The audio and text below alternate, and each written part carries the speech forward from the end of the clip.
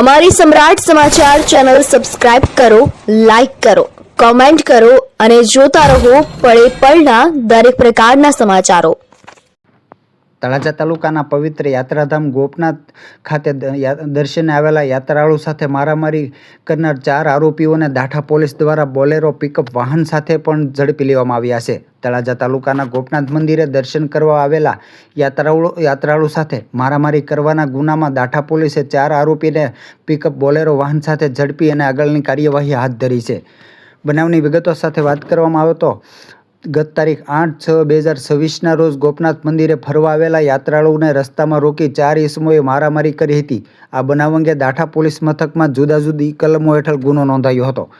જે બનાવમાં ભાવનગર રેન્જના પોલીસ મહાનિરીક્ષક RV અસારી, ભાવનગર જિલ્લા પોલીસ અધિક્ષક નીતિશ પાંડે અને તળાજા વિભાગના નાયબ પોલીસ અધિક્ષક MB નકુમના માર્ગદર્શન હેઠળ આરોપીઓને ઝડપી પાડવા કાર્યવાહી હાથ ધરવામાં આવી હતી। જેમાં દાઠા પોલીસ સ્ટેશનના ઇન્ચાર્જ પોલીસ ઇન્સ્પેક્ટર કેસી રેવરના નેતૃત્વમાં પોલીસ ટીમે હ્યુમન સોર્સ અને ટેકનિકલ સર્વેલન્સના આધારે તપાસ ચલાવી હતી।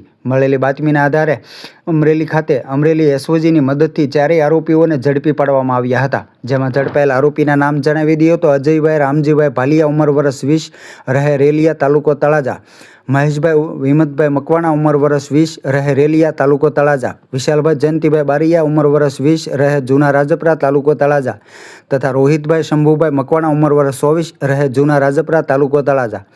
આ 4 આરોપીઓ પોલીસે 4 આરોપીને ઝડપી અને આગળની કાર્યવાહી હાથ ધરી છે। પોલીસે આરોપીઓ સામે કાયદેસરની કાર્યવાહી હાથ ધરી છે અને ગુનામાં વપરાયેલ પિકઅપ બોલેરો વાહન પણ કબજે કરવામાં આવ્યું છે। આ કામગીરીમાં દાઠા પોલીસ સ્ટેશનના ઇન્ચાર્જ PI કેસી રેવર, ASI SM Kheradiya, police constable બળદેવભાઈ, મિતેશભાઈ ભમ્મર તેમજ અમરેલી SOGના ASI જાવેદભાઈ ચૌહાણ અને હાર્દિકભાઈ ડવ સહિતનો સ્ટાફ જોડાયો હતો।